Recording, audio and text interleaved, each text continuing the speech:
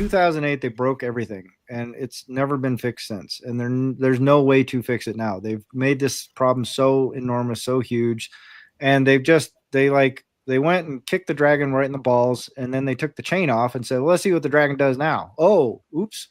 Well, what do we do with the dragon now? Nothing. Like, there's nothing you can do. That thing's out flying around, burning everything down. All you can do is just hope you don't get singed on the way. But hang on to its tail. Yeah, if you can.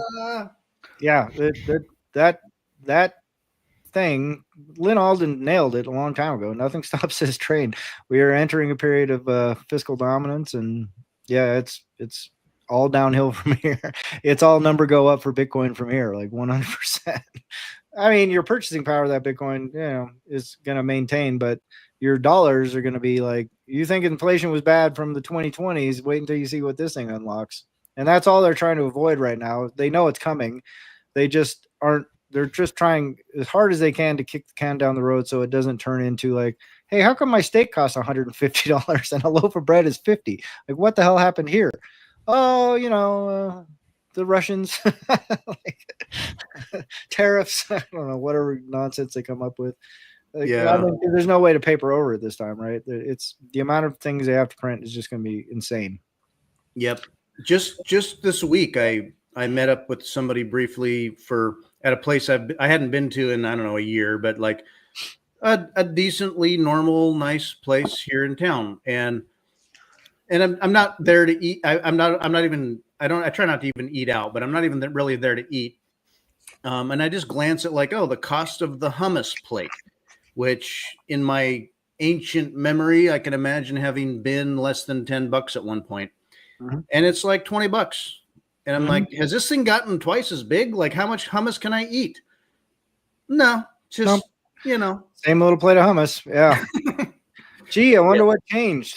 Maybe it was the unit of count got diluted. Maybe, just maybe. I don't know.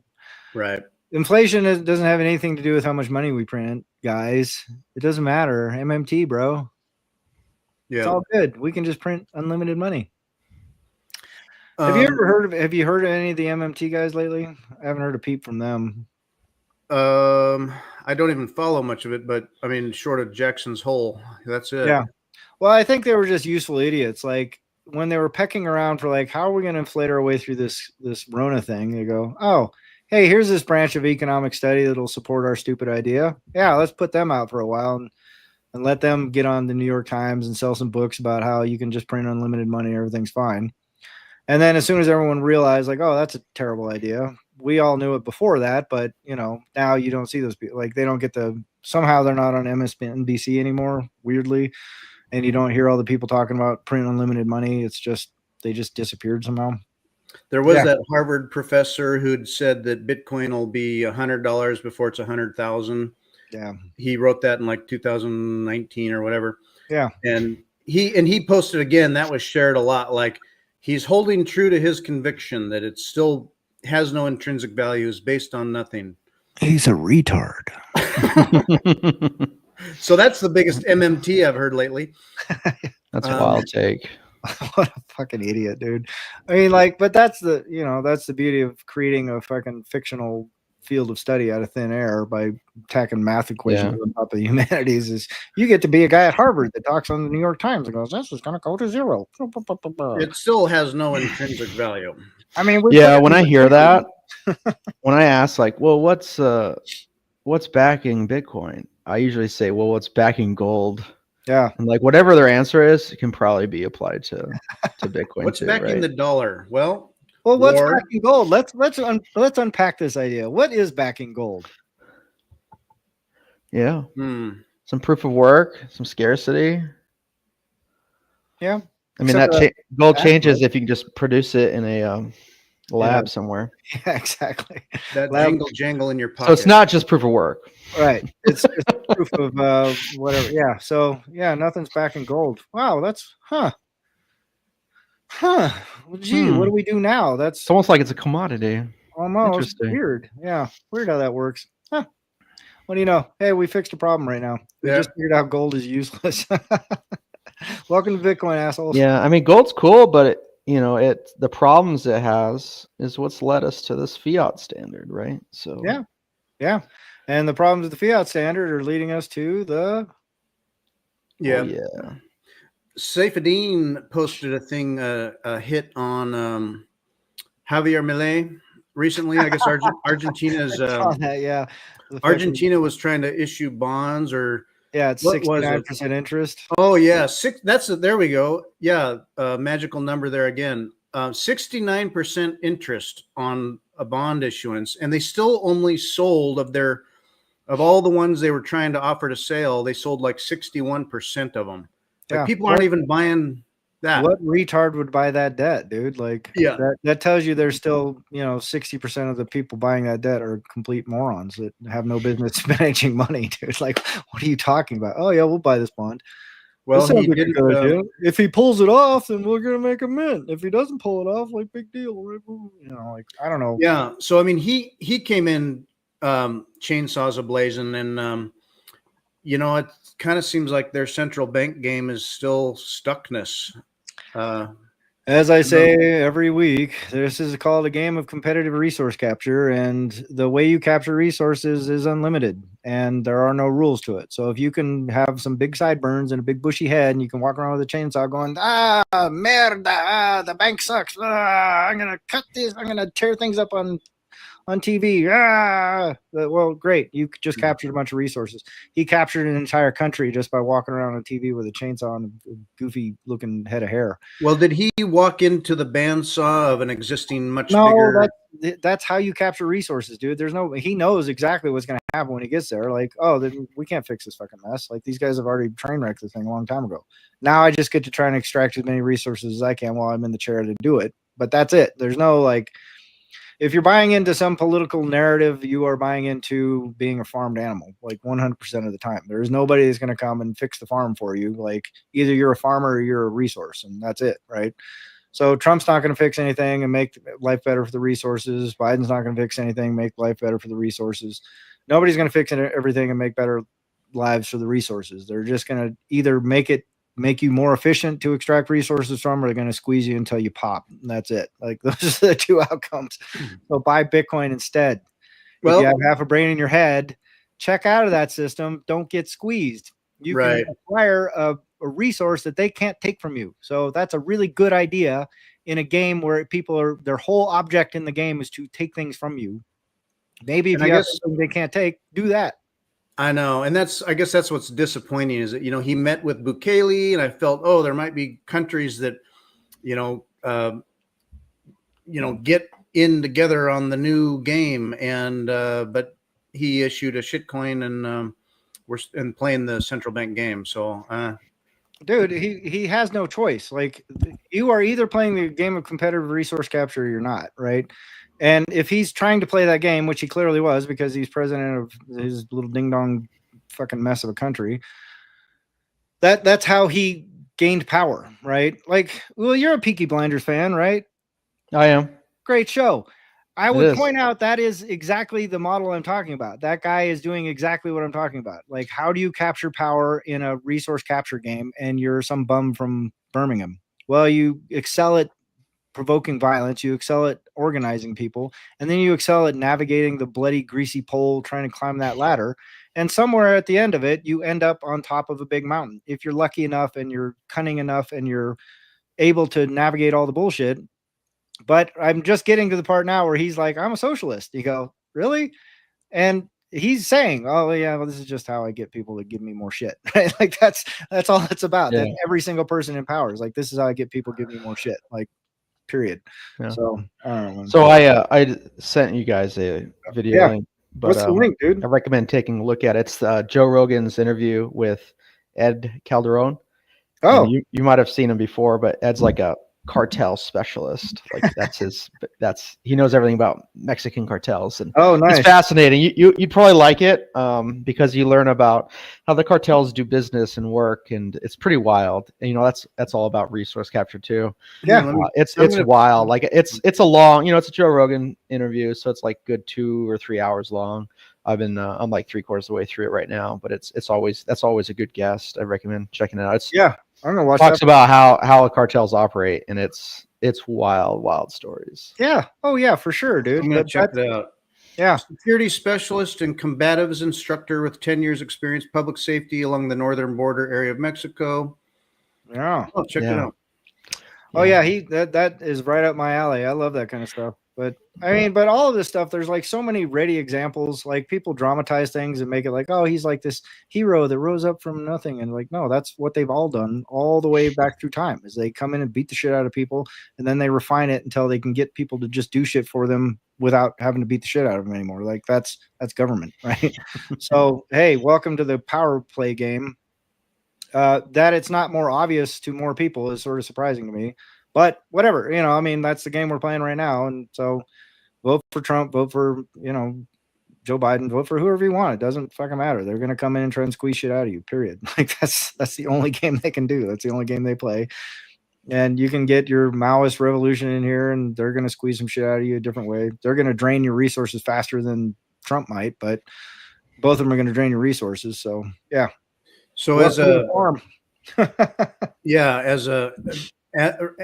being resources, it's sort of like there may be various levels of comfort to the extent that as a resource we have more or less comfort about that situation, but it's a lot of a kind of a Stockholm syndrome about it.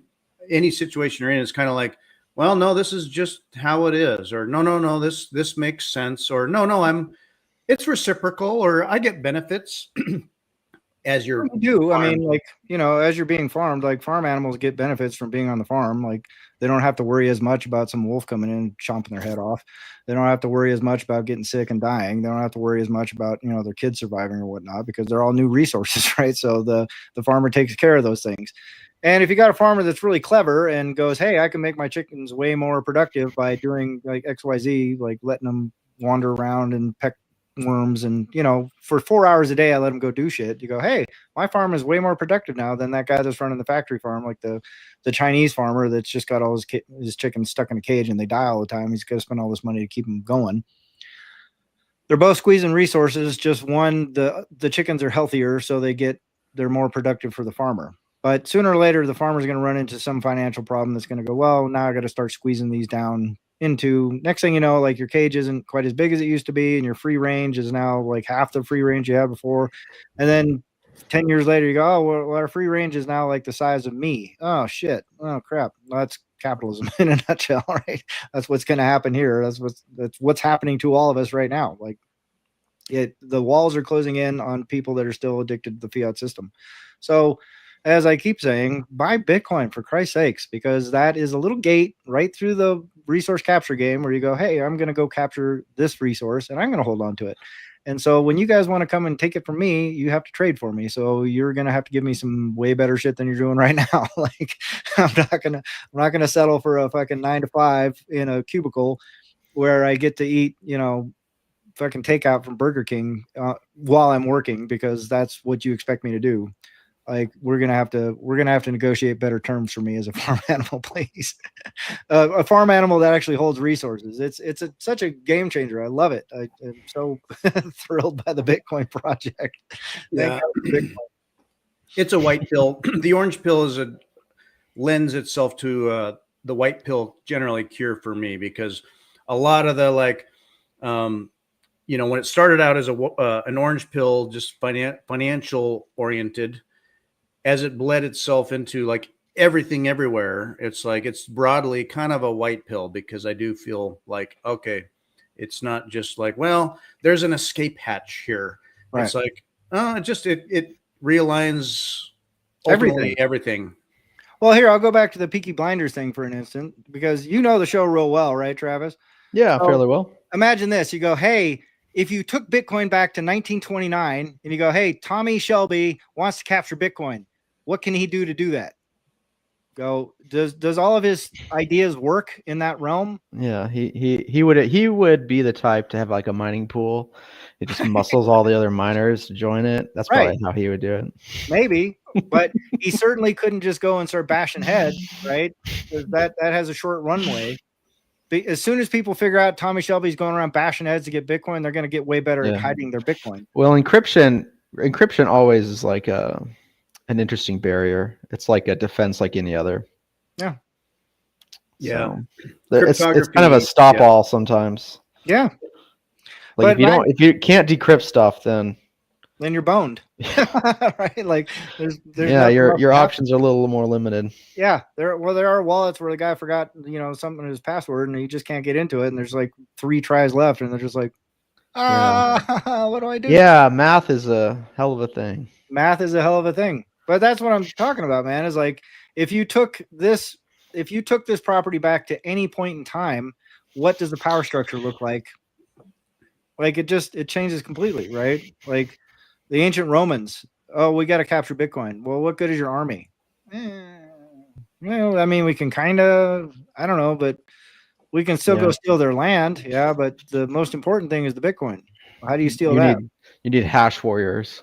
You need hash warriors, right? I mean, that's the beauty of it, dude. Like I can't sing the song loud enough, but this is a game changer in the history of mankind. Like, and everyone's just sitting on it and bitching about it being $115,000. It's like, what are you guys doing, man? If Bitcoin wasn't designed, yeah, how would your life be different right now? I would be 100% alcoholic all the time. Like, I would be drinking. I would be slowly drinking myself to death, like without a doubt. Like because the rest of this stuff, if the world I look at the world without Bitcoin, I just go, man, that is a bleak existence right now. Yeah. What if Bitcoin didn't exist, but XRP did?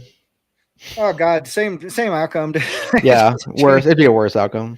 It probably would. Because you'd have to listen to all those guys talk about XRP all the time. Well, yeah, and I would be like trying to funnel. I would be giving them more resources just for the hope and a dream. Like here guys, take some more of my resources because maybe you guys will make me rich and make me. Will you ever? Oh, I lost more money. Well, here's some more. They're so annoying.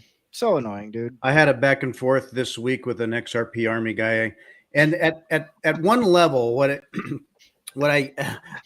Daniel, I employed some of your skills where it's like, I can see how you might think that. I thought of that myself before, or I believe that as well, or but basically bridging whatever divide there was. Yeah. I mean, I probably just was wasting my time, but at a core fundamental level, he had values that I share with him about banks and governments and imperialism and stuff.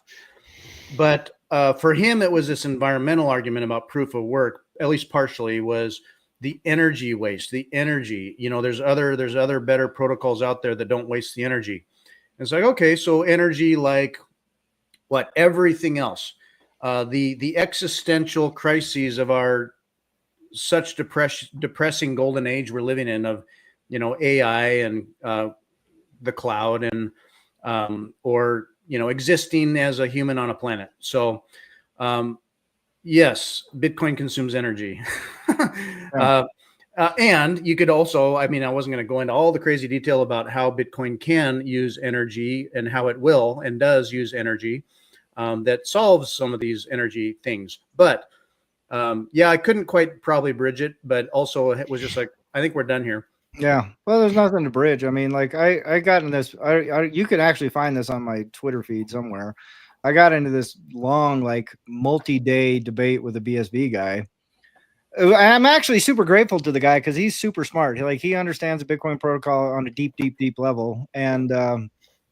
And it helped. It really, really, really helped refine like my understanding of like nodes, the importance of nodes, how nodes fit into the situation, how nodes fit into the greater ecosystem, what mining looks like and why it looks the way it does and all that kind of stuff. Like it was a great steelman exercise, but god damn, it took forever. And I still don't think I got him on board, right? Like, I mean, he's a smart guy and smart guys end up kind of stuck in ruts sometimes. He's still holding BSV right now.